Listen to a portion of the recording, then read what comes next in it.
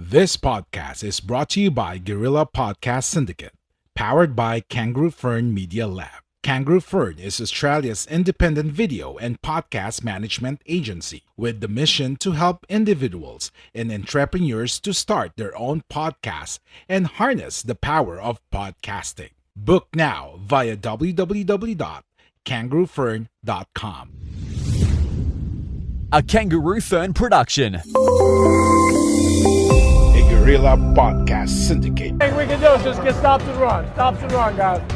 Push, push, push every time. Extra session with Kiko Malikdem tackles everything about the world of sports, especially the one close to the host heart, basketball. Updates, discussion, clarification, name it. Extra session has it. Extra session with Kiko Malikdem. Okay, good day, ladies and gentlemen, and welcome once again to Extra Session with Kiko Malikdem. Hope all is fine, and today we'll be talking to someone we miss in Philippine basketball. He's a former PBA player, a former direct hire by Popcola 800s during the 1999 PBA rookie draft. He also played for the Alaska franchise. Let's welcome, ladies and gentlemen, Mr. Jon Ordonio. John, good day. How you guys doing? Yes, it's been a while. How are you doing, John, after the pandemic hit the world last year? I'm doing good. It was a challenging time, but a lot of I try to take the negative and turn it into a positive.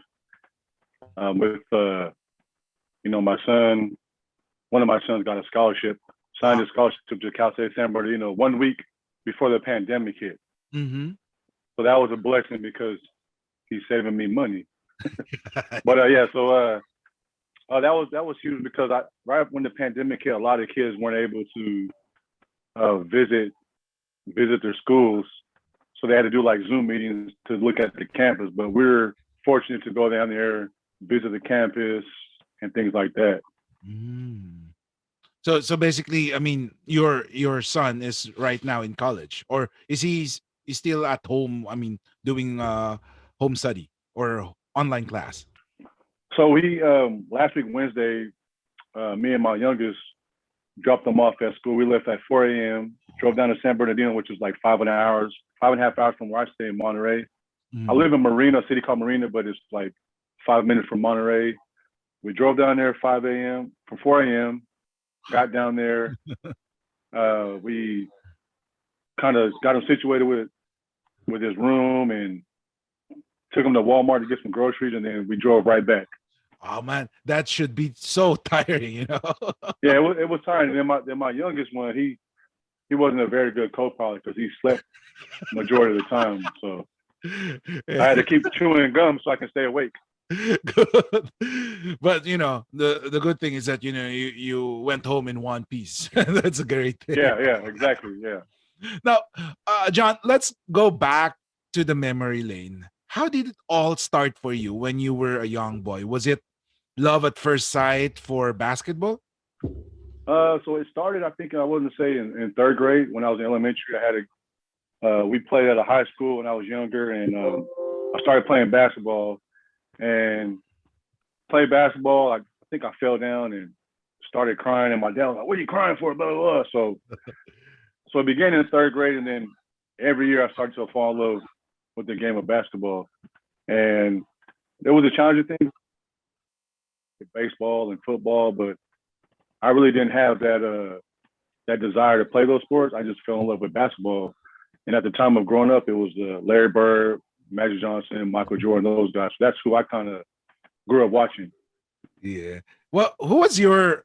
You said those players already, names of the players, but who was your basketball idol growing up? I mean, the one that you tried to mimic the moves. I'm not Michael Jordan, but he was big when I was growing up.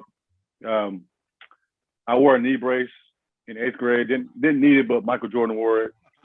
I chewed gum. Didn't need to, but Michael Jordan did it.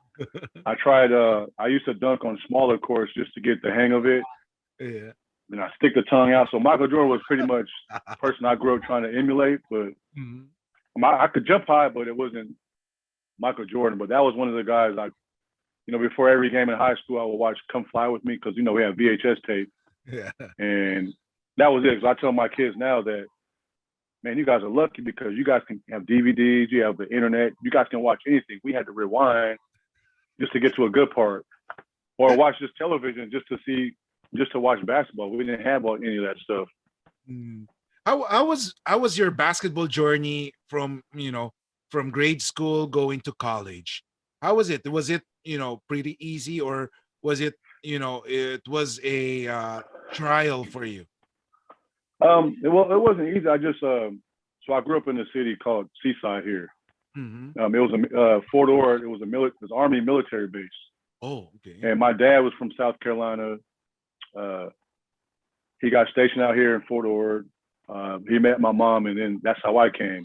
Mm-hmm. So I lived in a city of, without Fort Ord, maybe 30,000 people, but with the addition of the military, it added 30,000 people to a small city. Okay. So you had all these different people from different parts of the country. Mm-hmm.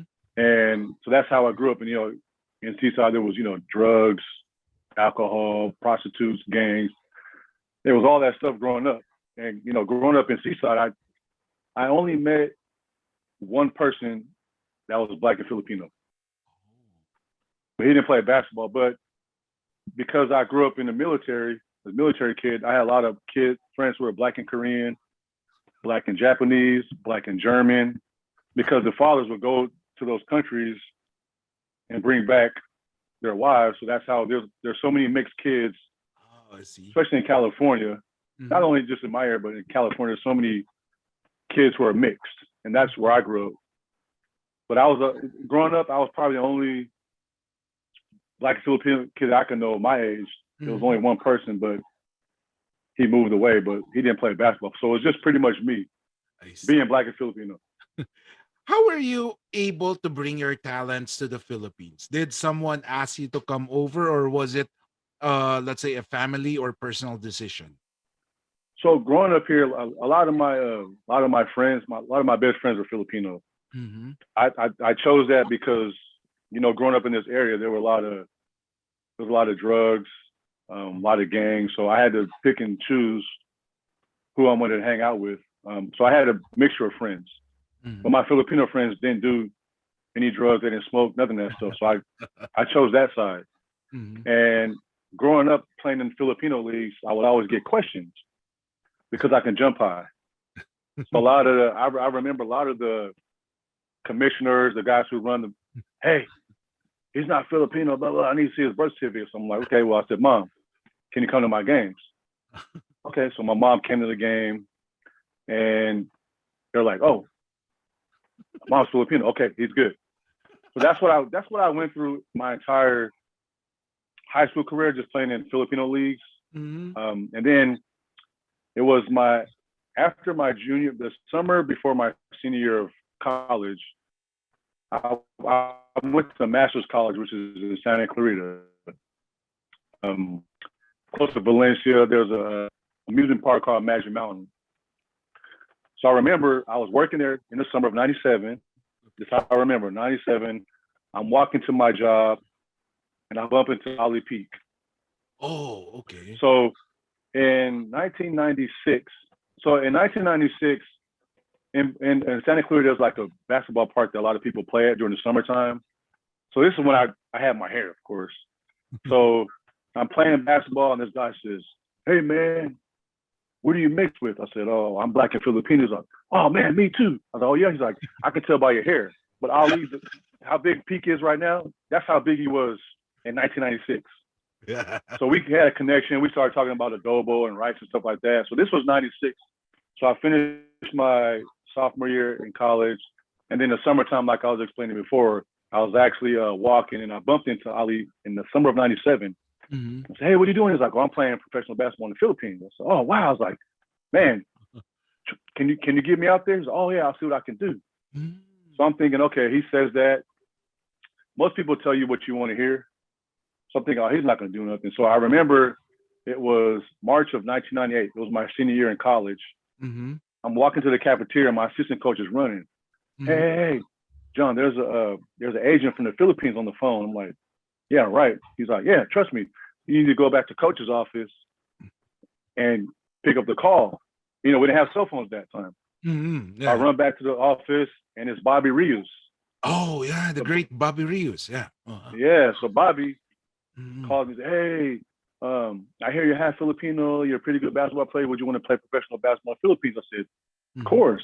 Because all my friends, all their dads kept telling me, you need to go to the Philippines. You need to go to the Philippines. Blah, blah, blah, blah. I was like, well, I've never been there, and we'll see what happens. So Bobby's talking to me. He's like, what I need you to do is I need you to get your I need you to send me your mom's birth certificate and your birth certificate so we can get the process going. I said, okay. So I call my mom. My mom is excited. I got my birth certificate. On my birth certificate says race of mother Filipino. Mm-hmm. So my mom's birth certificate, of course, she was born in Hawaii. Okay. So he's like, well, your mom's Filipino, blah, blah. So we're trying to figure out ways to get out there. So he's like, I need you to get your passport. Okay, so April of 98, I get my passport. And he's like, just be ready. I'm going to go over there. Just be ready. So a month goes by, April, May, still nothing. So I call Ali. He's in the Philippines. So I'm calling him at probably like 3 a.m. there. I don't know the time difference. So he answers the phone. He's like, hey, what's up? I'm like, hey, Ali, is this guy for real? Yeah, he's for real. I said, sure. I said, I didn't mean to wake you up, but he's like, I said, is he for real? He's like, yes, he's legit, blah, blah, blah. He represents a lot of players out here. I said, okay. So another month goes by. He's like, hey, continue to just be patient, just keep working out. So then he tells me I have a team for you. And it was Pop Cola. Mm-hmm. And Mr. Yonga was the team manager at the time. Mm-hmm. So I'll never forget, November of 98, Bobby says, hey, Mr. Yonga's going to fly in from the Philippines. He's going to stay in the city, which is 20 minutes from me because he had relatives there. He's going to come watch you play. So, okay, so there's like a big sports complex here where all the athletes go to play. Yes. So we go there, Mr. Yonga's there, I meet him, Bobby's there, and I played really good. I wasn't nervous. It was nervous having someone here watching me. And then the very next day, November of 98, I signed a 3-year contract with Pop Cola. Mm-hmm. At the time, I was working 2 jobs just to help my mom out and things like that.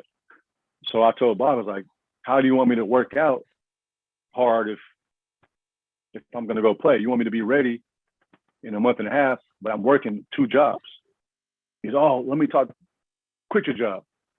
We'll figure out something. So I quit my job. My mom helped me. I got a little advance. Of course, when I got out there, I had to pay it back, but it was a little advance to get me going. And then I ended up in the Philippines, January of 99. Wow, I see. Now, like you said, you were the direct hire of Pop Cola 800s. And being a direct hire means a lot of people were expecting you to do well. Can you tell us what you felt when you first entered the hard court in the PBA? Were you nervous or were you confident that you will be able to play properly? I think I was both. So playing in college, I was, when you go to high school and you go to college, in your high school, in your area, you're the best player. So when you go to college, every single person on your team is the best player from their area, the best player from the high school. Mm-hmm. So now you have to adjust. So I play with some of my teammates. I play with from Brazil, Nigeria, Detroit. I mean, I have so many players. One of my teammates is assistant coach on the Lakers right now. And then one of my teammates, as I explained before, he's on Last Chance U basketball from East LA College. Yeah, I saw. I reviewed that episode number 4 of Last U College, and I saw your old picture with him. Yeah. Yeah. So that's how that happened. Just so going out there, I'm thinking, okay, I'm gonna be one of the tallest guys there. Get there, like, oh, wow, 6'9", 6'6". So I'm thinking, me growing up eating rice, chicken, ketchup, in college, a lot of my teammates, hey, man, why do you always use ketchup? I'm like, it's just how I grew up. Ketchup, rice, and chicken. Everything is with rice. So I'm thinking, I'm in the Philippines, like, why are these guys so tall? Like, what kind of rice are they eating? That's what kind of rice I want to eat so I can get taller. But to go back to your question, I was a little nervous because I was 2,000-3,000 miles away from home, and that was like the hardest thing was being away from home. But at Pop Cola, a lot of the guys brought me in. Verhel, I had Verhel, Boyette, Fernandez, Zaldi, Ollie Peak, Nick Velasco was my teammates. Yeah. Dwight Lago. I had some good guys on my team, and they helped me out a lot just to get me used to how the game is super physical there. So me being from here, it was a lot different. So when my own teammates are playing dirty with me, I want to fight because like, well, I'm your teammate. Why are you playing dirty with me? But as time went on, I learned this is just how they play. They play physical, and they're your teammates, but they're trying to get on the court also. So, but yeah, it was. I was nervous, but at the same time, I was excited because I'm in a new venture. I'm not in college anymore. I don't have to go back. I don't have to go to school. It's just basketball. But the biggest adjustment was the weather. It was just I probably lost like 10 pounds in 2 days. It was so hot there, and we practiced at RFM. There was no air conditioning. Just one big fan. RFM gym, right? Yes. Oh, the four courts, if I'm not mistaken. Yeah. Yeah. It was it's gone already, but I used to play there. Oh, okay. Yeah, but it's a good gym, but it's too hot. Yeah, way too hot. Yeah. Yeah, but when you joined, the public didn't actually know anything about you except that you were this guard who looked like Kobe Bryant. Did this put some pressure on you? Well, I was hoping that Kobe Bryant would come back in '99 so I can meet him, but it was too much pressure. It took me a while to adjust the way they play the game out there. I'm a high flyer, but now it's like I was 22 when I got out there. And I'm playing. My teammates are grown men who have families and kids. Yes. So I can remember in practice, I'm just standing up because I'm so used to college. And there's guys sitting down. Hey, you guys got to get up. They're like, Rahel's like, hey man, you're in the pros now. You can sit down. I'm like, so I just had to adjust to the way everything was played, and I think that was the biggest thing. It took me a couple of years to adjust. My first coach was Norman Black. And then Charles Reyes was my coach the second year. Oh, okay. But it just took time to adjust the way everything was played. And I think I played much better when the imports came because I knew how they played, so it was better for me when the imports played. When I played all Filipino, it was different. But it was just a lot of adjusting. But through time, I pretty much learned how to play the game out there. Yes. Now, you said earlier, they play physical here. Do you still recall the play that welcomed you to the PBA? I was in practice. Oh, practice. Boyette Fernandez. Oh, yeah. What did he do? He just plays super physical in practice. I'm like, dude, what are you doing? Oh, sorry, Jones. I'm like, hey, come on, man. Like, it feels like you're trying to hurt me, but I just had to learn how to adjust. Once I learned how to play the game, then it became a little bit easier. But it was just when guys play physical, give me cheap shots and things like that, it took me out of my game, and it got pretty frustrating. But Verhel would always tell me, hey, so actually, our first game against Pure Foods, Indo Pumarin.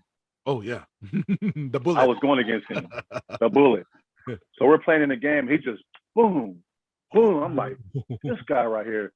So I'm getting mad and frustrated. All game, he just giving me cheap shots. And I think I had like maybe 7 points. And I was so frustrated. So the next day at practice, Verhel comes up to me and said, John, he's like, he's doing that, get under your skin. He said, but the way you get attacked is you don't react right away, because once you react, the referee's going to call it on you. So he said, just wait a minute. So I said, okay. So I circled Pure Foods. I'm circling this game because so once again, Dindo was giving me cheap shots. I'm like, oh, smart. Because I don't play like that. Here we don't play like that. We just play the game because you get hurt. So now I'm adjusting. So he gives me a couple cheap shots. Then the next quarter, he comes down and I just give him right in his stomach. Boom. He's like, oh. He's like, what do you do that for? I said, you've been playing dirty with me this whole time. And then it went away. So I think they were just testing how I was just because I'm a Fil-Sham.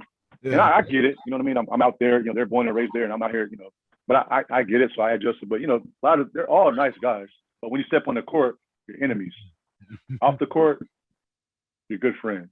Yes. Now, of course, being a basketball player in the Philippines, you are sometimes given a positive reviews. You're given sometimes negative reviews. How do you deal with it?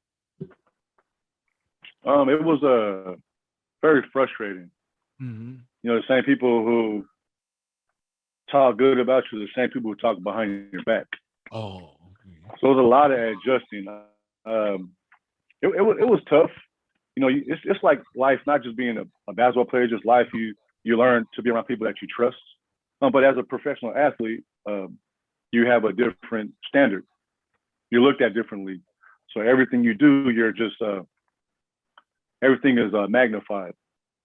So every little thing you do, this. So you have to deal with a lot of criticism. And then when I like to watch my games to see what I can improve on, and then I hear the commentators just bashing me, doing. I'm like, dang it. And then when they see me, hey Jon, how you doing? Blah, blah, I'm like, so that was a tough thing. Mm-hmm. But just being around veterans, they kind of guided me and just told me, hey, doesn't matter what people say, they're not on the basketball court, you are. Mm-hmm. They're there to critique what you do. Other than that, they're not there in the line of fire. They don't know how hard it is to play professional basketball. Just being, fans and other teams, it's pretty tough. But I think up here is the most important part is just the confidence and being able to adjust mentally. Yes. Now, the following season, after a great, first year, you average around 8 points or 7-something points, which is good for a rookie already. You encountered somehow a sophomore jinx. How was that year to you? Could you explain to us what happened? So growing up in high school, I was used to winning. Mm-hmm. I go to college, I'm used to winning. So now I signed a 3-year contract to play professional basketball, mm-hmm. and I'm looking at all the bonus money. Oh, if I do this, I do that, but look, I'm gonna get a lot of money. Oh yeah. So the first year with Pop Cola, our first game was against San Miguel, mm-hmm. and at that time in '99, Pop Cola didn't beat San Miguel for like 3 years straight. We'll always lose. Mm-hmm. So it was a big game, and it was at Ultra, the Phil Sports Arena. It was there. And I remember that game, I was so nervous, but with 50 seconds left, I had the game-winning layup, mm-hmm. and we ended up beating San Miguel. So we start off our first 7 games, we're 5-2. Mm-hmm. We're beating these teams. And all of a sudden, just lose. And it was tough because when you keep losing, everyone's pointing fingers, and just things just started blowing up. Mm-hmm. So I had a pretty okay rookie year. Then sophomore year, we had changed the Sunkiss in the middle of the season, mm-hmm. and Charles Reyes was my coach. Okay. So there was big adjustments, just changing coaches. Mm-hmm. But I just felt like I think it was Tom Newell. Charles Reyes was good friends with Tom Newell, and we actually went to lunch, and he's like, "How do you do it out here?" I was like, "Well, I'm just playing basketball." He's like, "It's different out here because you've been in the States for so long. You just have to adjust the way they play here." So that was the biggest thing my sophomore year. It was just, it was rough because we had a whole new coach, new assistant coaches. They wanted you to do this, do that. It was just, and our team was a mixture. Then a couple of my teammates get traded. So it was tough. Like Nick Velasco and I think Dwight ended up going to San Miguel. Yeah. And we brought Nelson Isatono in. Mm-hmm. So it was just a big adjustment. I even my second year, I just had to adjust to this is a business, it's professional basketball. Whatever you do, it's a business. So you you can be playing, all of a sudden you get traded. Playing, all of a sudden get traded. So it was just a big adjustment. And I don't think I adjusted well to it, just because there was so much of expectation. But I don't think I really never got a chance to actually play my game. Mm-hmm. And that was the biggest thing. And then after Pop Cola, you played for Alaska, right? Under Coach Tim Yeah. Cone. And Tim then Cone, yeah. yeah, and then uh things didn't get better for you, right? What happened during this course? Was it more of the adjustments? It was just a lot of politics involved. Mm-hmm. It's a lot. There's so much politics, not just in the PBA, but in the world, in the country. There's so much politics in your job. There's so many politics. And I think I got hit with politics, Yes. which was kind of frustrating for me. Going to Alaska, there's a whole, I've always wanted to play for Tim Cone. I would watch them. Man, they run a triangle. You can't stop the triangle. Because I remember my first year playing against the Flying A. I'm like, man, this guy's good.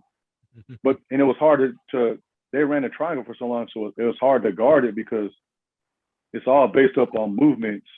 You didn't really run a play. You just come down and you just switch, cut. So it was so hard to guard. I'm like, wow. And I saw how he coached. I'm like, I want to play for Tim Cone. Mm-hmm. If I ever get a chance, if my contract is up, I want to get to Tim Cone because I just saw how he played. How he coached and what he ran. And then just so happened, me and Ali get traded to Alaska for Poach and Abrientos. Mm-hmm. I'm feeling like, oh man, so now it's a whole different adjustment. And trying to learn a triangle it's crazy because I've never ran an offense like that. Oh, I see. So once you get, because you're so used to pick and roll, this and that, one-on-one, but the triangle is all based on movement. Everyone touches the ball. And I think with me, that was like the biggest thing I had to adjust on was trying to run the triangle. But there was a lot of politics, and I was caught up in all that because my first year, I remember my first year there, we played against Red Bull in Bohol. Okay. At that time, Red Bull had Willie Miller, Devon Hart, Mick Panisi, and Antonio Lang was an import. Mm-hmm. So Rodney Santos, it was the second conference, the 6, 8, and under. Rodney Santos was my teammate. He was sick. So I ended up starting. And we went 5-2, and I averaged 14 points, maybe 5 assists. Yeah. Because now I'm in the groove of playing. And then once after he was felt better, it was like, okay, you're done. We'll go back to that. Mm-hmm. So it was if you don't, I think mentally, if you're not strong mentally, it's tough. So me being on the high, I started the 5 games. We're actually successful, and I averaged 14 and 5. It was good, but then, like I was saying, just politics came in and boom. Now it's like, oh, here we go again. Yeah. Yeah. Were you frustrated? Because after your stint with Alaska, you didn't hear teams calling you to play for them, or were there teams calling you to play for them? So my first years with Pop Cola, third year with Alaska, and then my fourth year, I'm with Alaska, and then Talking Tex brought in Bill Bano. Okay. So Kenny Evans was one of my close friends. We're still like this to this day. We talked on the phone yesterday. Kenny was a free agent, so he started practice with, I think they were Mobile on at the time. Yes. And Ossie was there, and Bill Bunyan was a new coach coming in. So we all practiced at Reyes Gym. Mm-hmm. So at that time, it was the second conference of 99, 2000, 2002. Second conference. I'm at the end of my contract. So I'm gonna go practice with Mobiline, American coach. He likes to run. So me and Kenny were up there, and I was doing really good. There's a whole new system. Mm-hmm. It just brought back life because I was able to play my game. Well, management heard about it, and then, hey, I want you to come back to Alaska, and they paid me peanuts. So I had a chance to play with a new coach, just a new start, and Bill Bano was like, hey, John, play your game. I saw you play your game. Fast break, dish, dunk, whatever. Play your game. So I was up there for 3 days. Then my agent at the time said, "Hey, Alaska found out they want to re-sign you, blah blah blah." So yeah, I ended up signing back with Alaska, and then that's what happened. So I missed out on opportunity, and then I had to go back to Alaska. Nothing wrong with the Alaska. It's just it was just tough because, like I was telling you, there's so much politics involved. Certain players, it's just different. And I thought I was going to go to Mobile Line / Talking Text, but that kind of fell through. So there you go. My year was like, all right, here we go again. I just dealt with so many politics, and then the Fil-Sham stuff kept coming up, and I was getting so frustrated because I'm like, wow, man, like I'm half Filipino, and they're accusing me of being a Fil-Sham, and that was the most frustrating thing because in college I got a tattoo. Well, when I was out there, I got a tattoo that says Blaquino. You can probably see it right here. Okay, yeah. Oh. So that was my nickname in college. A lot of guys found out I was black and blue, so they call me Blaquino.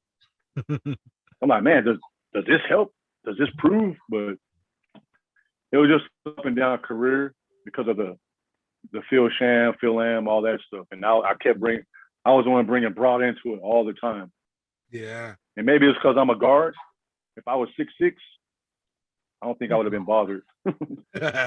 Yeah, I was about to. Well, that was our next topic. Another thing that hounded you was the Fil-Sham controversy. Let's make it clear. Yeah. Are you a Filipino? Of course.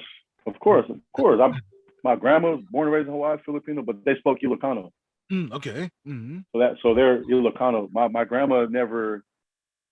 She passed away. My mom passed away in 2014. Oh, okay. They never been in the Philippines. Oh. So my grandfather was from Bawang, La Union.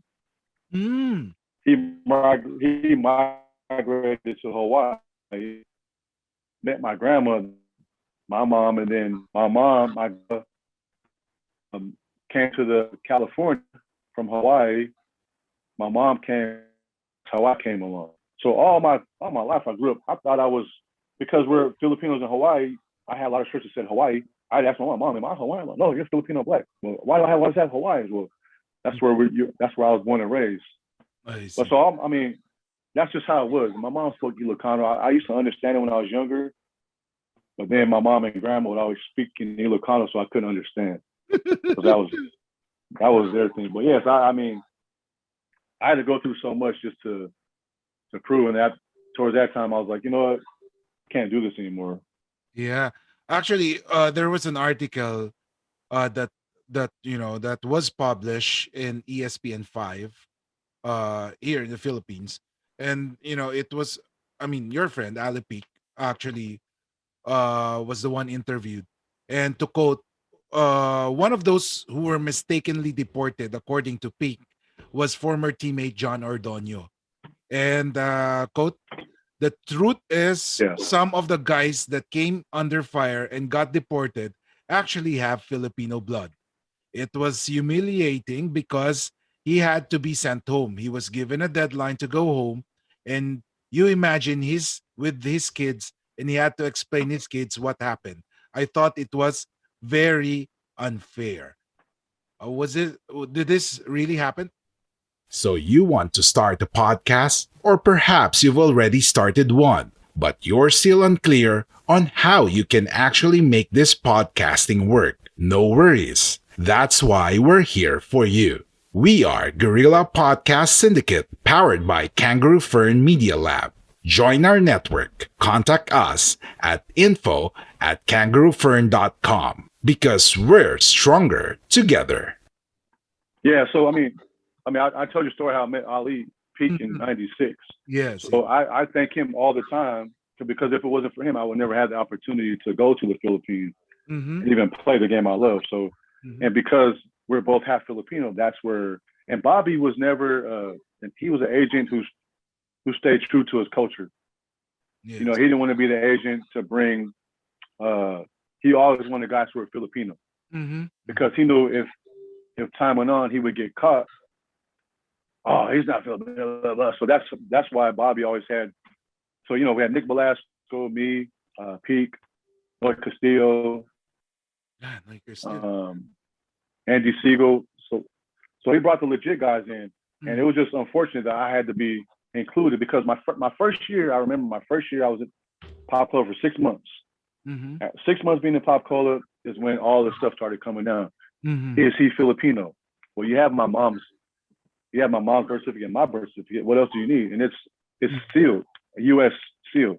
So I had to go to the U.S. Embassy to prove my grandfather never became a U.S. citizen. So I went to U.S. Embassy. They looked up my grandfather's name. He was never became a U.S. citizen, so he was still a Filipino citizen. I see.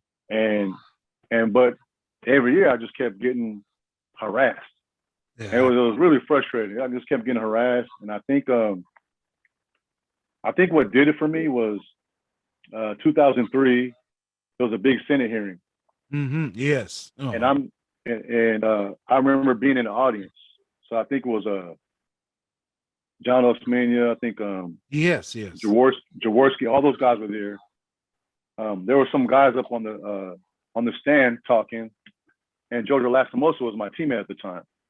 So they're going with all these names. Okay, next up so and so. Next up so and so. I'm not gonna name any names. So then it's like, oh. So I'm sitting in the audience, and there's all the news media there. Oh, okay. Next is Jon Ordonio. Well, we went to the province where he claims his mom is from. No one knows of his mother, Corazon Ordonio. Blah blah blah blah blah. I'm thinking, well, first of all, my mom was born and raised in Hawaii. So of course, no one knows who she is. Yes. So they're saying all this stuff, and it's like they're calling me a liar, and I'm getting so frustrated and mad. So Jojo, I pointed, like, hey, come here real quick. He's like, what's up, John? I was like, can I go talk to them? He's like, what's up? It's like Jojo's like, you know, man, like Marlo King, they all knew I was half. He's like, what's up, John? I was like, I need to go talk to them because I'm getting frustrated because they're calling me a liar, and it hurts me to be in the Philippines, knowing what I am, and they're accusing me of not being Filipino because of some technicality. So I go up to the stand, and I think it was Osmania, and he was like, so I hear you need to say something. I said, yes. I said, I just want to come up and talk to you guys. I said, I don't need 20 lawyers to prove I'm Filipino. I don't need 100 documents to prove I'm Filipino. All you gotta do is ask me questions, and I can tell you straight up what I am. And I was getting so frustrated, and someone taps me on my hip, and it gives me a piece of paper. And on the piece of paper, it says, answer yes, sir, or your honor.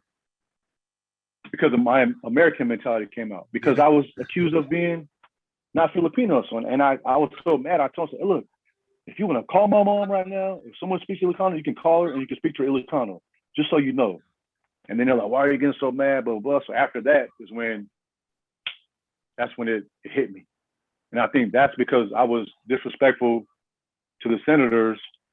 They took it personal, and that's when it started coming down like really hard. And it was just unfortunate because I know it's about that. You know, I was just frustrated because I know what I am, but someone is telling me you're not Filipino. I'm like, wow, this is so crazy. So that's why I left, because, and then I signed with Red Bull, and we were in we were in country of Brunei. This was 2004. We had a 2-week tournament in Brunei. Okay. And one of my buddies texted me, hey, John, you're back in the news again. They're trying to get you out of the country. I'm like, again? So every single year, maybe 2 or 3 times a year, I had to go through this, get this document, get this document. Yeah. And it's draining in the mentally, you know, it's mentally. It got to the point, I was like, why even play basketball if I have to keep going through this in a country where I know I'm Filipino? It's frustrating. And it just got to me mentally, like, and it was pretty hurtful. So I'm like, wow, these are supposed to be my people. And now they're accusing me of not. There's so many guys out there who aren't Filipino. I'm not saying names, but there's so many guys out there. Yeah. Like, wow. So that was my biggest thing was, why are they doing it to me? I don't know. And then I met with Red Bull, me and a couple of teammates got accused. He said, hey, we need to fix your papers, blah, blah, blah. And it got to a point where I was like, you know what? I had to actually call my uncle in Hawaii to get my grandfather's death certificate Mm-hmm. so they can see he was Filipino. Okay. It's a death certificate. So my family didn't want to go into that and bring all their memories back up. So my uncle sent me my grandfather's death certificate to show you he is Filipino. Mm-hmm. And that's what I had to go through just to prove. And at the time, my mom was like, just come home. I'm like, no, Mom, I want. She's like, just come home. It's not worth it. I see. They don't believe you. They don't trust, whatever. Just come home. So that's when I ended up going home. I see. And I didn't, after that, I was like, I'm not coming back here. But so you haven't come back. I mean, you haven't visited the Philippines after that. No, I got back in November of 2004. I see. And Danny Espiritu was my agent at the time. Oh, yeah. And he had left a message and says, hey, Jon, your papers are, everything is fine. You're good to come back. I said, no, I'm not. Okay. I can't do that because I'm already established with my family here, and I just can't keep leaving it. So, but I was actually cleared in 2000. That's good. Probably December 2000. I was cleared, but I just went in with a take it. I couldn't go through that again. It was just because I knew if I go back, it's gonna come up again. Yeah. Well, Yeah. I was able to interview Devon Harf before, and he's one of the players who were cleared to play, but decided not to come back because for some personal reasons back then. So basically, you're also one of those cleared players who didn't come back. So there's this term as sayang, right? What could have been, if you decided to come back, but of course, you have your own reasons why you decided not to. Now, there were some of your batchmates who were declared as Fil-Shams. Did you have any second thoughts about their eligibility? I mean, when you saw them play, or you knew all along that this is not a real Filipino. I knew because I grew up around mixed kids. I mean, black and Korean, black and Filipino, black and Japanese. We all look alike. Mm-hmm. We all look alike. So I know when I see there's musicians out there that are mixed. So when I see them, they're mixed with some. So I'll Google, yep, they're black and Filipino. There's a lot of American artists that win Grammys that are black. So I know who's mixed and who's not. But at the same time, a lot of those guys were nice guys. They're there to get their money. So I'm not the guy that's like, you know what, I don't like you because blah blah blah. I just went along with it because we all hung out. Mm-hmm. Mm-hmm. And I'm not that type of guy. Well, you're getting your money, you have a family. Mm-hmm. I'm not saying any names. Everyone knows, but I just didn't want to get in that situation. So I'm not a snitch, and I'm not gonna say who was what. But I knew, and we all knew. But it made the league. It changed the league, especially in '99. It changed the league. Yeah, because that was like the wave of Phil-Ams, and it brought the PBA back. Yes. Now, do you still, some of those Phil-Ams and former PBA players, do you still see each other, or do you still have time to, what we say here, kamustahan, or do you have any time to mingle with each other? So I think I always when Nick Velasco was here, we would hang out.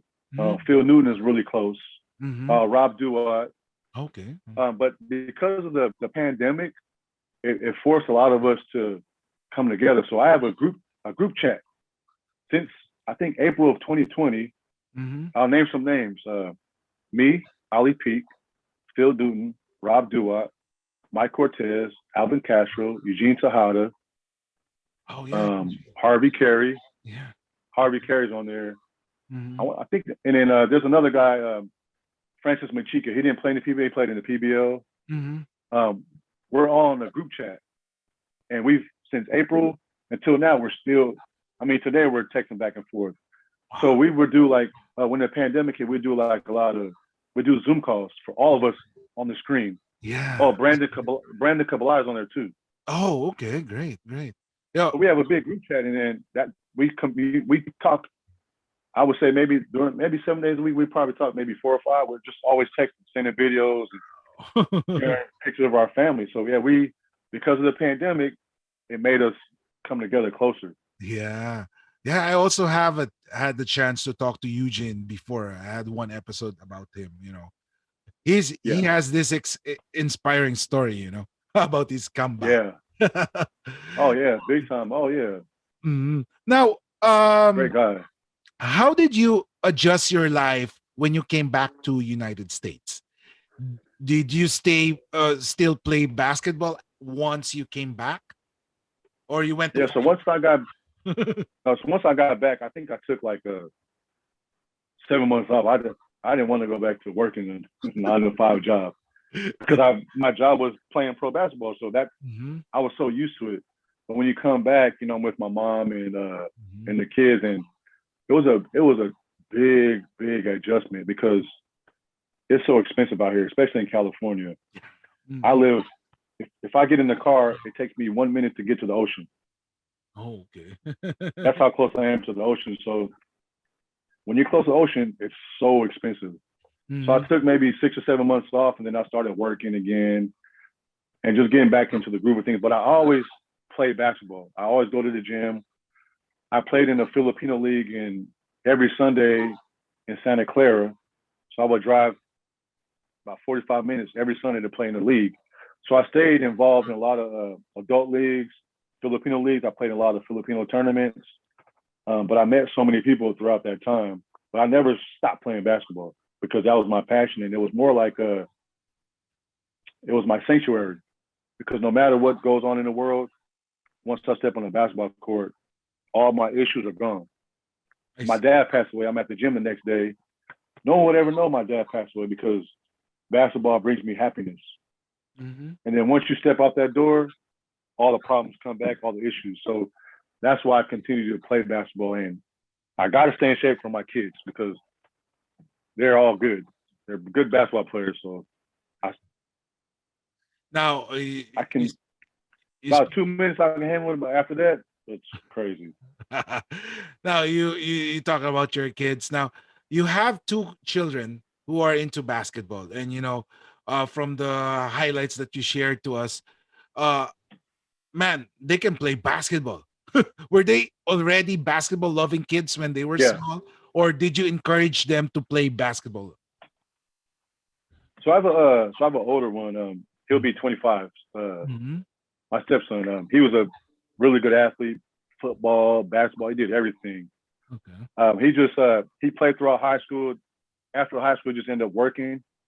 But because of him, he made Kobe better. He made Tajay better Mhm. because he was an athlete, and they would always battle in the backyard, battle. They just they battle inside the house, talking trash to each other. But he was the one that actually helped my kids. Mhm. And we always once my kids got a certain age, I'll always bring them to play against adults. So Deshaun is the oldest one. He'll be 25 next week. Oh, I okay. made him when he was 8. Mhm. So he was the one that was the tallest, most athletic. He was the one. And then here comes Kobe. He learned from the older his kuya. So he learned from them. And then Tajay learned from both of them. And then my youngest, he'll be 13 next month. He's a hybrid of all three of them. Wow. So so this whole house is just it's all basketball. And my wife was like, "This is all you guys do." I'm like, "Hey, they're gonna save us money in the future if they get a scholarship." But it Well, was just all basketball. Outside in the backyard, we're battling. We go to gyms, we battle. I mean, it was just nonstop, like grind basketball. 5 in the mornings with the kids. Yeah, it was so it's just a basketball family. And with that being said, it actually helped just growing, seeing the kids grow and seeing the other kids grow. It's been a huge blessing. I can say I've been really blessed to have the family I have and the kids I have. Yes, every family, it's not perfect. It's not Disneyland. You have your issues as a family, but you stay together and you just get through it. And I Mhm. think that's because all the kids, older brother, it just stems down. And now we're able to play. When we go to the gym, I'm able to play with all my kids. Me and 4 of my kids against anybody. That's how we play now. And my youngest is 12. So he plays with us. So it's we were waiting a long time for him to grow up so we can all play together. So now it's like me and my 4 kids playing other teams. And you said you live in California, so I assume that all of you are Laker fans or Clippers or Yeah, what? no. I've been a Laker fan since the '80s. My dad was a Laker fan. We're Laker fans. We're 49er fans. Baseball, I don't follow baseball too much. We're Giants fans, but we've all been Laker fans. Yeah, big time. All of you. No one Yes. likes the other team. And my granddaughter, she's gonna be a Laker fan too. So you said you play basketball. So if ever, I assume that you had your one-on-ones with your children. Who usually wins? Oh man, that's tough because the way we played back then is different from now. Yes. Defense, we're still the same. Mhm. But now these kids, they have like so many moves, so many counters to score, and then you can't really touch them because it's a foul. Yeah. So when the USA team goes to Olympics, you see they're complaining. Oh, fouls! Like, oh, you guys do not know this. So it's actually hard to guard this younger generation now Mm-hmm. because you can't touch them, but they have so many moves, and these kids are shooting from half court now. So but the only way I can beat my kids is if I go to the post. So I have to start with the ball first. Yeah. I'll go to the post, score. But if they get the ball, it's tough to guard them. Now, do they have any plans, to play in the PBA or about? Yeah, Mhm. that is a goal. One of my sons, Kobe, is at Cal State San Bernardino. Mhm.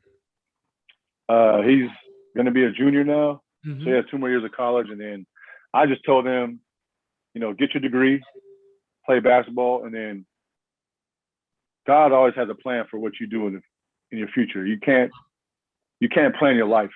Like when I was before I got to the Philippines, I told my mom, I'm gonna buy you this, I'm gonna buy you that. My first 2 years never made the playoffs. All this bonus money is smiling at me. Never had any bonus money until I went to Alaska. So first 2 years, think about it. Never made the playoffs my first 2 years. Yeah. And we had great teams. It was just trying to get everything together, but it was tough. So I just told him, like I said, my first 2 years never made the playoffs. I mean, as far as my kids, I just told them like, hey, it's not easy. So when I moved back, I had to pray to God because it happened in the Senate hearing. I'll go back to that real quick. So it was November 9, 2004. I had a Senate hearing it was a Tuesday. So I had to go to Bureau of Immigration. They wanted to talk to me, and I was scared because I thought they were going to arrest me. Mm-hmm. So this was when I had to leave the country. I didn't leave. It just, hey, do whatever you have. We'll get your paper straight. So I went to the Bureau of Immigration on a Tuesday. Okay. Cameras around me. On that Tuesday, they tell me you have 2 days to leave the country. Okay. I'm like, why? Well, because this and that, you're not Filipino. I'm like, are you serious? You want me to leave just pick up myself and just leave the country? Oh, yeah, you have to leave the country, blah, blah, blah. So, okay, so I'm with 2 kids. They're 5 and 3 at the time.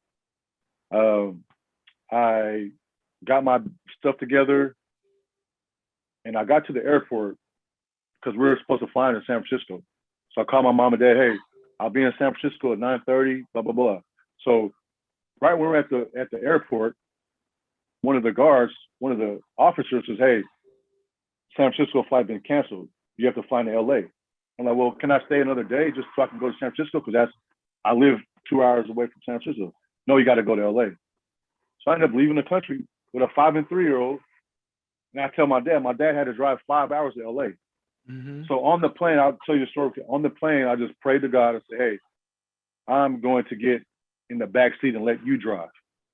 Because my whole career, I want to be in the front seat. I'm going to do this. I'm going to do that. It never happened. So I said, hey, I'm going to be in the back seat. I'm going to let you drive. And once I did that prayer with my 2 kids at the time, it changed my life.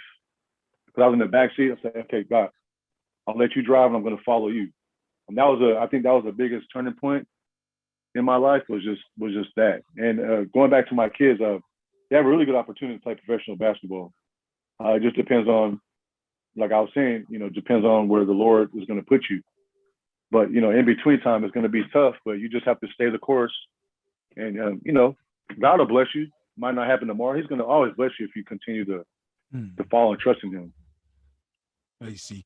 So hopefully we'll be able to see your kids play in the PBA soon, in the near future. Yeah. Hopefully. So we'll keep an eye on Tajay. Yeah, Tajay and there's Kobe. Then Kobe. they're the two middle ones. Yeah, they're both actually those two were born there. Mm-hmm. So they were able Medical to City, see they you were born play. there. They were able to see you play. Yeah, Kobe was only 5. Doesn't remember much because he was young, and then they didn't see me play till I got here. They actually saw me dunk on people. So till this day, I'm like, you guys are lucky. We didn't have cameras that have phones back then because I can show you everything. Yeah. But yeah, so hopefully they have a really good chance to play professional basketball. Just like I was saying earlier, you just have to stay the course, and hopefully something good happens. Because I know a couple years ago they were talking about them playing for the national team. Yes. Mm-hmm. But they're still in college, and I want them to finish that. Mm-hmm. So I was saying, the next whatever is 2 to 4 years, they should be out of college by then. And hopefully they get a chance to play because they're both born there. Yes. So there's as far as the papers issues, Mm-hmm. I have their Philippine birth certificate and the U.S. So that's legit. And I still have it here too. It's green and white, a green and white piece of paper, Medical City, Mandaluyong. Yes, that's great. Now, have they seen you play? Of course, you said technology is being used right now. Of course, Kobe and Tajay, have they seen you play? I mean, using YouTube while watching YouTube, something like that. What is their comment? Yeah, so there's some Don Aliado is my team at Alaska. He I want to say last year he posted some of our games because I've been trying to find games because it's VHS. It's like dinosaur now. Yeah, Can't really find it. So they're like, "Oh man, Dad, you were skinny." Oh, of course I was skinny at the time. You can jump, yes, of course. I mean, I'm 45 now, so times have changed. But they're able to see me play, like just watching. It's more of a laughing thing to them now. Oh, Dad, look at all the hair you had. You had a full head of hair. Like, okay, we get it. But it's so they were able to see me play just on YouTube, whatever. And then especially when I moved back, I was 28, and they were able to see me playing in leagues and stuff like that. So they were able to see Dad, and I told them, they're like, Dad, you think you can guard us? Of course I could, but I'll give you all this here. Now, what advices do you give to them in terms of basketball? So there's a thing I had when all of them, all 4 boys, well, not Dakota was at the younger, but I always told them there's on a piece of paper, I said, you need to write your goals. And it was a thing where I said, number 1 was God, number 2 is family, number 3 is school, number 4 is sports, number 5 is whatever.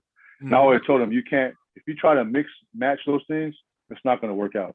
It's not going to work out. If you try to put school over family, it's not going to work. So you just have to maintain the course. Don't get me wrong, having kids is not easy. I thought it was going to be easy. I thought, hey, I'm Jon Ordonio. My kids are going to be perfect. Far from it. Far from it. I'm 45. I was 43, had a grandkid like. And they say, Dad, what are we going to call you? Mom, I'm not going to be called Lolo. and Mom's doesn't want to be called Lola because it sounds old. Yeah. You know what I mean? So, but yeah, it just I just tell them stay the course. There's going to be a lot of distractions. Life is full of ups and downs. Once you think you're up here on the high, something happens and boom. And we've been through so many deaths as a family. Lost my dad, lost my stepmom, my nephew in a year and a half, and then I lost my mom in 2004 to lung cancer, and that was it for me. But because I have close family, I have friends, I trusted in God. That kind of helped me because my mom was my all. That was my all. She did. I remember being young where I was still hungry, and she still had food. She was like, "Hey, you can have my food." I'm like, so now that I'm a dad, I see what she was saying. But I just try to, stay the course. Life is tough, but if you stay the course, you can get through a lot of things. I mean, just especially family, because nowadays these kids are mentally they're weak. But if you have family, you gotta circle yourself with good people. Like what you hear so far? Make sure you never miss an episode by clicking on the subscribe button now. This podcast is possible by listeners like you. Thank you for your support. Now back to the show. Let me see. Now, I'll be asking you some questions. Now, you tell me the first thing that comes to your mind, okay? A series of questions before I'll show you some Okay. pictures, okay? Now, the toughest player in the PBA to defend. Whew. Let me see. I have to say the flying freaking A. He was tough to guard. He was fast. He was smart. I mean, I had to get used to it. I remember, I think it was my second year with Pop Cola, we played Alaska. Mm-hmm. And I was guarding him, and I held him to 0 points. Yeah. I think it was his first time in his career, 0 points. And I remember when I went to Alaska, and I told Coach Cohen, I was like, Coach, when I guarded Johnny, I gave him a goose egg. He didn't score anything. He's like, but we still won the game. I'm like, yeah, you're right. But Johnny was tough to guard. Verhel was tough to guard. He was my teammate. Mm-hmm. But he was let's keep it real. There was a lot of guys in the Philippines that can play basketball. Mm-hmm. Because I learned, they had the post game. I'm guarding these little guards. They're posting up on me. I'm like, this is easy. I'm like, oh wow. So the way I play now, I learned so much being in the Philippines for 6 years. I learned so much about the game and how to play. I don't have to go fast anymore. All my kids and their friends, he does slow motion moves, but I can still score. I do fakes, pump fakes. When I got to the Philippines, these guys do like 10 pump fakes. And then finally when I jump, foul. Dang. And then I learned the Euro step too in the Philippines. But that's travel. No, it's not. So my first year I come back to the States, I go to the gym, I'm doing the Euro steps. Oh, that's travel. No, it's not. But I want to say Johnny was tough to guard. I had to guard all the guards. Dino Pomaran was tough. Kenneth Duremdes, man, he was that guy right there. I'm probably leaving a lot of names off, but Yes. I actually got to play against Alan Kaida. Oh, during the end of his game playing career. Yeah, my first year I got to play against because we had the NBA rules, so you had a legal defense. Now I remember at Nebra, we played a Nebra at the Audinetta Coliseum. So I'm in a game. So the veterans, if you don't know the game of defense, they mess with you. So he moved to the top of the key, and I was below the free throw line. And he's like, John, scoot up. I'm like, huh? Scoot up. So I scoot up. He scoots back. Scoot up. I'm like, huh? Illegal defense, Jon Ordonio. And he's like, I told you to scoot up. But they're all nice, a lot of nice guys. There's on the court, there are different beasts, But yeah, I remember my biggest memory of Alan was just him helping me at the time, teaching me. He's like, listen to me, hurry up, move up. Illegal defense. But yeah, there were some, I can't lie, there were some good players out there. Like there's a lot of good players out there. But yeah, I think Johnny was like one of my toughest because every time I played against him, I was like this. Because I only became a point guard my senior year in high school. I played the 2 guard my whole life. So now I'm going against Johnny. He's what, 5'6", 5'7", Yes. fast as lightning, all gone. So I had to play like Magic Johnson. It was every time I played him like this guy right here. But yeah, he was one of my toughest matchups. And Bob DeVille was good too.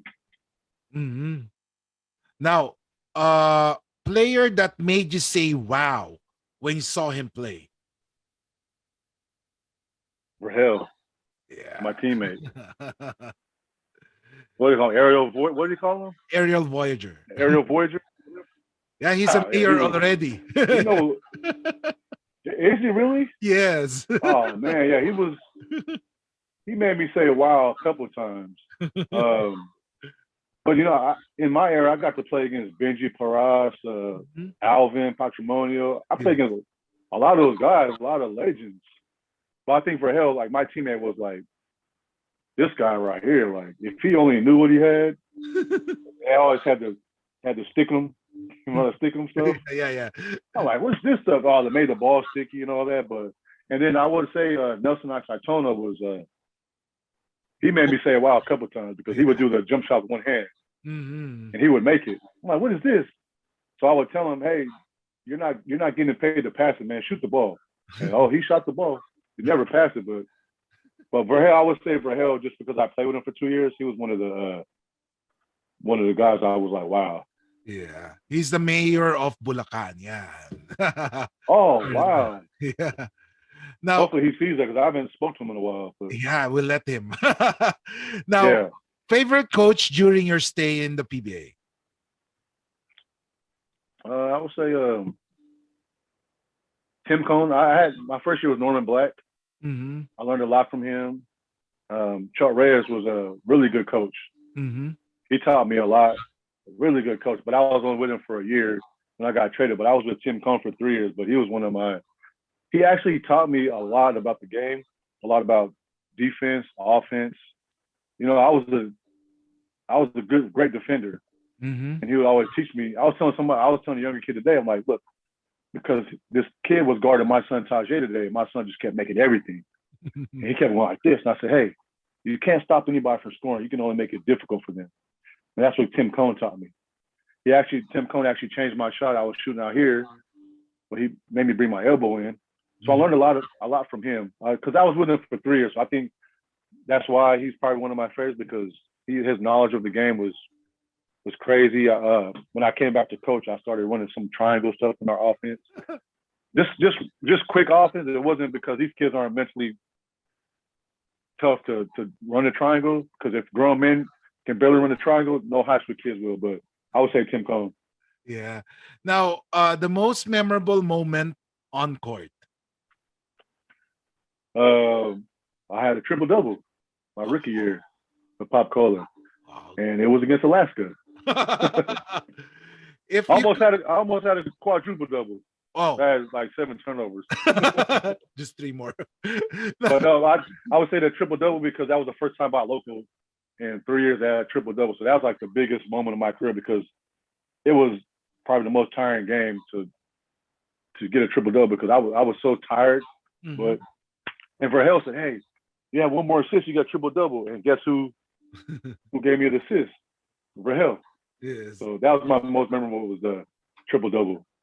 Now, if you could change one thing from the past, what would it be? I would say just to play my game and not listen to the outside. Mm-hmm. I know what kind of player. I mean, they signed me on a contract for a reason. I knew what type of player I was, but I think I got so caught up in the outside noise, Mm-hmm. and it affected me a lot. It wasn't until I got older is where I learned to not worry about anything, just worry about myself and my team. So I think being more confident. If I can go back, I would have been more confident and not listen to the outside noise. I see. Now, do you think your talents back then will be able to survive playing in this era? Oh yeah, I was just talking to Kenny Evans yesterday. I was talking to him because of my body type. I can play in any era. Mm-hmm. You know, I wasn't a shooter like my kids. Like these guys can shoot. I love Jason Kidd, Scottie Pippen, Mm-hmm. Magic Johnson. That's how I grew. I wasn't a shooter, but I can score. Mm-hmm. But I think I can hang with this. I'm 45 and I still play with younger kids and college kids, and I can still hold my own. But I think and I was able to jump high too, so that would have helped me a lot in this era because these kids are so soft.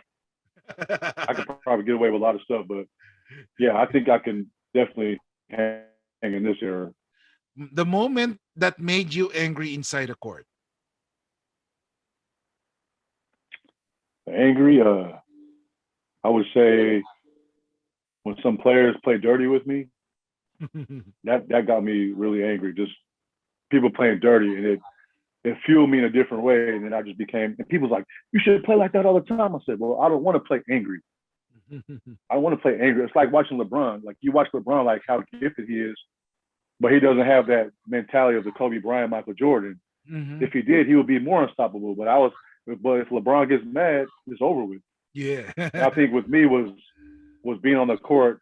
Somebody gives me a cheap shot is when I turn into a different person. I For the see. good though, not a bad person. What is your memorable moment off the court or off court? Well, I'd say one thing is just being able to hang out with a lot of the PBA players. Mhm. But I think the most memorable is we were in I forgot where we were, but it was a Chow King, Mhm. and I remember we were all at Chow King. I forgot what provinces was, but Mhm. there were little kids outside begging for food. So I told the ball boy at the time, I said, "Hey, I'm give you some money, buy them some food, but they have to eat it in front of us. Mhm. If they leave, you go take it. 'Cause I know they're gonna give it to their parents, Mhm. but I'd rather give it to the kids to eat." And Yes. that so my memorable moment is like helping the kids, people at my condos that I live with. I would always Mhm. like when Alaska would give us goods. They would give us powdered milk, condensed milk. I never had that, so I gave it to a lot of the guys who had family. Out a lot of ways. Like, why do you keep doing that? I was like, man, it's gonna come back in return. I mean, these people have nothing out here. And that was the biggest thing was hurting because I'm like, they have nothing. People with college degrees making 5,000 pesos a month. Mhm. So what I love was just trying to help the people who actually need the helping. And I gave away a lot of stuff Mhm. because I didn't grow up with anything, Mhm. and can just make someone happy by signing an autograph or paying for something. That made me feel good. It was to me, it was like an assist. I love passing the ball because when they score, I felt a part of that being the scorer. But Yes. now my biggest thing was giving back to the poor and the people who actually, not necessarily the poor, but people who have big time families. And that was my biggest memory of off the court. I see. Now, who is your favorite teammate? Oh, yeah, a bunch of them. I would say my first year was I would say Ollie Peak Mhm. and Nick Belasco. Mhm. They were the ones that actually my rookie year, they were the ones that kept me afloat and taught me a lot about the game, about the country, about family. So I would say just only because they were the first ones I would. I have a lot of really all the guys I named on that thread. A lot Mhm. of those guys we're still close to this day. But I Mhm. would say because because Ollie Pete got me out there. If it wasn't for him, wouldn't know anything about the I see. PBA. But yeah, I would say those two guys. And then, what what is the one thing that you miss in the Philippines? I miss being on the team, Mhm. like just playing basketball on the team. I watch all these NBA games, and I miss the camaraderie. I miss the joking around with the teammates Mhm. because you battle and practice all this time, but then when you get on the court, you're together, and that's one thing I miss is just being around, being in the locker room, and playing against other teams. Just I would say just being on the court with my teammates is what I miss the most. I see. And as you can see on the screen, I think this is one of your Yeah. earliest pictures. Yes. You look like Kobe Bryant. Yeah. Yeah. Yeah. What did your son say to you when when people say, "Oh, you look like Kobe Bryant"? So that it got to a point where I think my first year, I think I shaved my head because I got tired of. I was answering people would call me Kobe, and I would answer to them like, I'm not Kobe Bryant. So then I named my son Kobe, and people like, "Would you name him after?" I said, "I'll name him after Kobe Beef." But I was, Oh, I kidding see. around. But yeah, it was just it was actually pretty cool. I wish I could have met him because I Mhm. know after 98 he went out there to visit because he was touring because of Adidas. But Yes. then for 6 years he never came out there, so I missed that opportunity to meet him. I Oh. wish I did, but yeah. But my son is Kobe. I mean, rest in peace, Kobe Bryant. My son's name Kobe, so hopefully now his name is Kobe. So hopefully, not saying he's gonna be the next Kobe Bryant, but the name means something. Yeah, I was just looking in the internet, so found those. I mean, these pictures. So Yeah. sometimes it's good to reminisce, what happened in Oh the yeah, definitely. Yeah. Yeah. and this. So yeah, those are my the four boys when they're little. Oh yeah, and this is the Uh, starting five, the Ordonio five. yeah. So you think that was? I think my little one was I think maybe a year old, a little over a Mhm. year. So Yeah. now you fast forward to 2021. Now we're on the court together.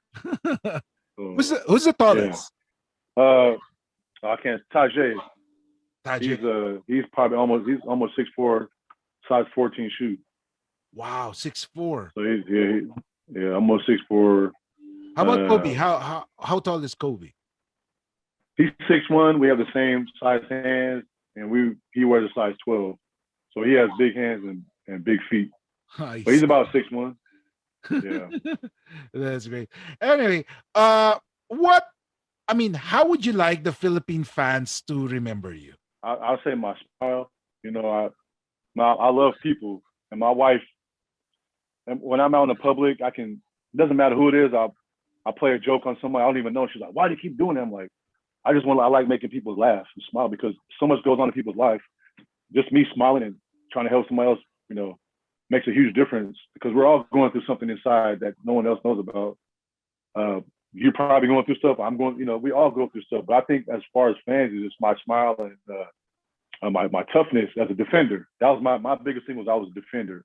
Mm-hmm. And I got away with a lot of little fouls because I played good defense and the referees will let me get away with it because I never complained either. Mm-hmm. So I would say my smile and just being a people person and I just love people. Okay. And last question: do you have any message to your fans, supporters, family? I think with first of all, thank you for having me on here because I'm able to share my story. Mm-hmm. A lot of people don't know the real background of what I had to go through of my life. Yeah. It's just all media, so all they do is see this. So, Yeah. And any message oh, to there your you fans, go, there you go. supporters, and family? Okay, Mm-hmm. yeah, just thank you for the support. You never know. Hope me and my family will be back out there one day and with all my kids, so they can see. You never know. They might be playing in the PBA someday. You just Yeah. never know. Crossing our fingers. Yeah. Okay. So, John, I know, we had a long talk, but this is very, very insightful and very, very good because a lot of people, like what I said earlier, when you came here, didn't know anything about you, except that you look like Kobe Yeah. Bryant, and then you play a guard Yeah. position. So, this is Yeah. this is something that people would love to hear because, of course, they didn't know you came here as Jon Ordonio, and then you left here before, uh, and they didn't know anything about you. Now, thank Yeah. you for opening up to us about your life, how you came here, your your positive views, and like, of course, your frustrations when you were tagged as a Fil-Sham. This is something that people would love to hear from you because it's like opening up again to the Yeah. public. Yeah. We're all human. I mean, it took me a couple years to. I was so mad at the Philippines for a Mhm, few years because they did me dirty. mhm, And people ask me like, man, why would you go back? Why would you want to send your kid up there? Say, you know what? This has nothing to do with my kids. mhm. I mean, I went through my fair share of things. Man, it's not about me anymore. I mean, Mhm. I had to go through that in order to learn and be a stronger person. And I think with that, it helped my life because I'm like, well, not everyone's gonna like you, Yes. but I had a lot of bad blood towards the Philippines for a couple of years. But what I mean, as I got older, it changed. I know, me and Chuck Reyes, we had like a little in one of the games, but I was able to reach out to his wife, Cherry, say, hey, tell Coach Chuck, like, I apologize. for how I was as a youngster. And, there's no hard feelings. I'm at the point in my life where I don't want any bad blood. I don't want to burn any bridges with anybody because you never know when you're going to see these guys again or even be out in the Philippines again. So, but the country's been wonderful to me. I mean, I don't look back and like, oh, I wish I didn't go there because I was there, it made me the man who I am today and the father and the husband I am today. Now, with that wraps up another episode of Extra Session with Kiko Malikdem. I would like to thank our guest, Mr. Jon Ordonio, for the time. Thank you for being cool and amazing when we reach out to you. Hope we can see you again here soon. Okay. Yeah. You take Hopefully, care. yeah. Okay. Thank you. And again, ladies and gentlemen, like what I've been saying, games are always exciting if there is Extra Session. Thank you for listening. Make sure to visit our website at www.guerrillapodcastsyndicate.com where you can subscribe to the show in Apple Podcasts, Google Podcasts, Spotify, Stitcher, or via RSS, so you'll never miss a show. While you're at it, if you found value in this show, rate and review this podcast and share it with your friends. You can also join the conversation with Guerrillas RV on Facebook, Twitter, and Instagram. Please consider on making a donation to help us keep making the podcast you love. If you have any questions, feel free to reach out to us.